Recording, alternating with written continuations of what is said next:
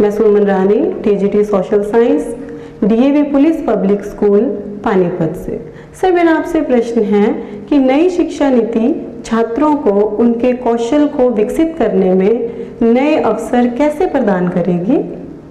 धन्यवाद महोदय। धन्यवाद मैम।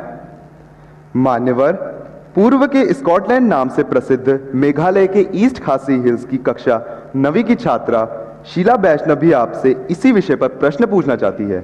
शीला, कृपया अपना प्रश्न रखें। Good morning, sir.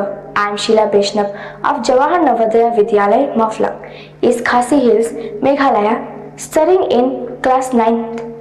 My question to Honorable Prime Minister is how provisions of National Education Policy will empower students' lives in particular and society in general and pave way for Naya Bharat. Thank you, sir. Thank you Sheela. श्रद्धेय प्रधानमंत्री जी, नई शिक्षा नीति को ध्यान में रखते हुए इस तरह के कई और भी सवाल देश भर से प्राप्त हुए हैं, जिनमें विद्यार्थियों ने यह अभिव्यक्त किया है कि हमारी रुचि कुछ और होती है, हम विषय कोई और पढ़ रहे होते हैं। ऐसी स्थिति में क्या करें? कृपया मार्गदर्शन कर कृतार्थ करें। जरा गंभीर प्रकार का सवाल पूछा है और इतने कम समय में उसका पूरा विस्तार से जवाब देना भी कठिन है। पहली बात तो है, ये न्यू एजुकेशन पॉलिसी के बजाय हम ये कहें ये नेशनल एजुकेशन पॉलिसी है, एनईपी।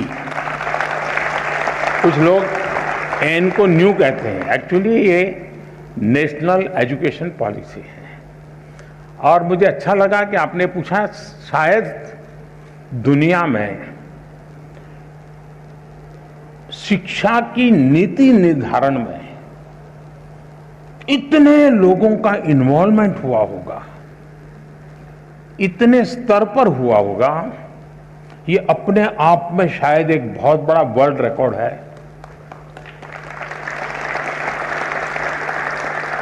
2014 से जब मुझसे इस कार्य के लिए आप सबने पसंद किया, तो शुरुआत से इस काम पर हम लगे थे। करीब 6-7 साल तक बहुत ब्रेनस्टॉर्मिंग हुआ, हर स्तर पर हुआ। गांव के शिक्षकों के बीच हुआ, गांव के स्टूडेंट्स के बीच हुआ, शहर के शिक्षकों के बीच हुआ, शहर के स्टूडेंट्स के बीच हुआ। बॉयज स्टूडेंट्स ने कहा, गर्ल्स स्टूडेंट्स ने कहा, दूर सुदूर पहाड़ों में, जंगलों में, यानी एक प्रकार से हिंदुस्तान के हर कोने में सालों तक इस विषय पर ब्रेनस्टॉर्मिंग हुआ।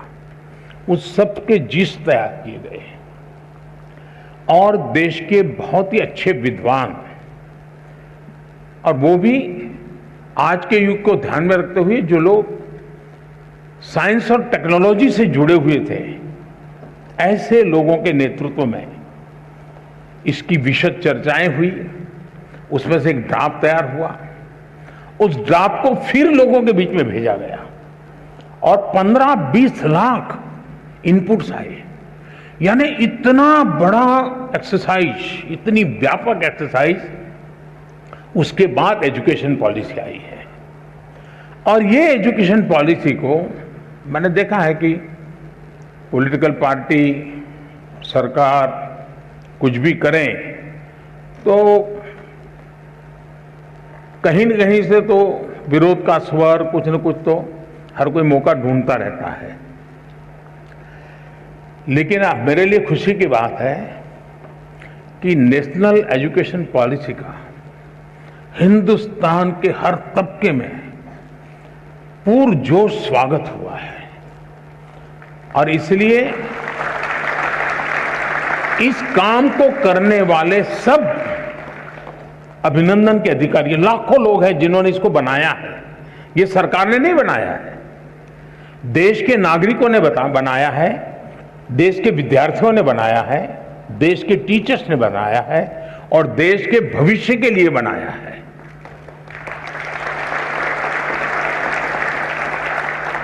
अब एक छोटा सा विषय, पहले हमारे यहां खेलकूद एक एक्स्ट्रा एक्टिविटी माना जाता था। आपको जो 5वीं, 6ठी, 7वीं में पढ़े होंगे उनको पता होगा। अब इस नेशनल एजुकेशन पॉलिसी में वो शिक्षा का हिस्सा बना दिया गया है।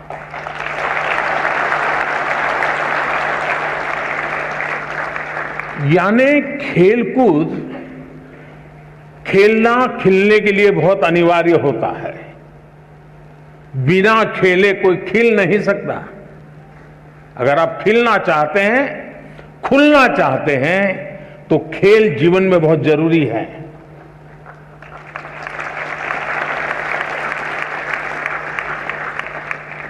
टीम स्पिरिट आता है, साहस आता है, अपने प्रतिस्पर्धी को समझने की ताकत आती है।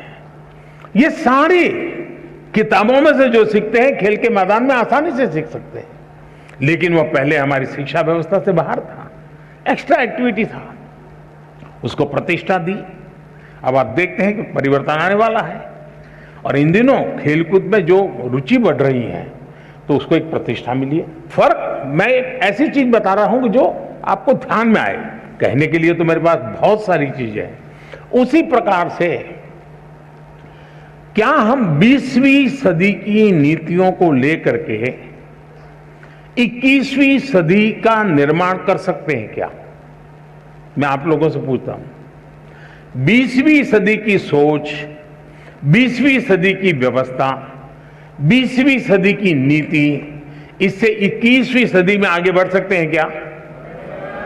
जरा जोर से बताइए ना। नहीं बढ़ सकते ना। तो हमें 21वीं सदी के अनुकूल अपनी सारी व्यवस्थाओं को, सारी नीतियों को ढालना चाहिए कि नहीं ढालना चाहिए? अगर हम अपने आप को इवॉल्व नहीं करेंगे तो हम ठहर जाएंगे, और ठहर जाएंगे ऐसा नहीं, हम पिछड़ जाएंगे। और इसलिए भी वैसे बीच में समय जितना जाना चाहिए था उससे ज्यादा चला गया, उससे देश का नुकसान हुआ है। लेकिन अब जब हम पहुंच चुके हैं, अब जैसे आज हम देखते हैं कि कभी कभार माँ बाप की इच्छा के कारण, रिसोर्सेज के कारण, नजदीक में व्यवस्था के कारण हम अपनी इच्छा के शिक्षा के लिए आगे नहीं बढ़ पाते हैं, और सब प्रेशर के कारण और प्रतिष्ठा के कारण एक ढर्रे पर चले गए। हाँ, नहीं डॉक्टर बनना है, लेकिन हमारा जो इंस्टिंक्ट है कुछ और है। मुझे वाइल्ड लाइफ में इंटरेस्ट है, मुझे पेंटिंग में इंटरेस्ट है, मुझे टेक्नोलॉजी में इंटरेस्ट है, मुझे साइंस में इंटरेस्ट है, मुझे रिसर्च में इंटरेस्ट। अब कारणों से मेडिकल में तो चला गया, पहले तो गए हैं, तो फिर इस पाइपलाइन में यहां घुसे आप तो आपको वहां ही निकलना पड़ेगा दूसरे छोर पे। अब हमने कह दिया ऐसा जरूरी नहीं है कि आप प्रवेश कर लिया, लेकिन 1 साल 2 साल के बाद लगा कि नहीं भाई मेरा रास्ता ये नहीं है, मेरा तो मिजाज वो है, मैं वहां जाना चाहता हूं। तो अब नेशनल एजुकेशन पॉलिसी आपको नए रास्ते पर जाने का अवसर देती है, सम्मान के साथ अवसर देती है।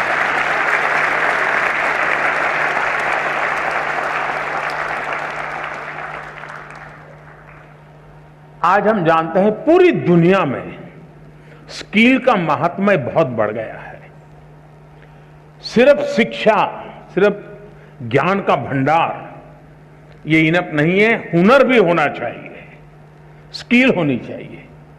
अब इसको हमने सिलेबस का हिस्सा बनाया है ताकि उसका पूर्ण विकास के लिए उसको खुद को अवसर मिल जाए। आज खुशी हुई, मैं अभी एक प्रदर्शनी देख के आया। नेशनल एजुकेशन पॉलिसी का क्या रिफ्लेक्शन होता है वो छोटे से रूप में आज शिक्षा विभाग के लोगों ने रखा था। मैं शिक्षा विभाग को बधाई देता हूं, यानी बहुत ही प्रभावित था। आनंद आता था कि हमारे 8वीं 10वीं कक्षा के बच्चे 3D प्रिंटर बना रहे हैं। आनंद आ रहा है कि हमारे 8वीं 10वीं कक्षा के बच्चे वैदिक मैथमेटिक्स का ऐप चला रहे हैं और दुनिया भर के स्टूडेंट उनसे सीख रहे हैं। नंदिता और निवेदिता 2 बहनें में जो मिली, मैं बहुत ही सरप्राइज था।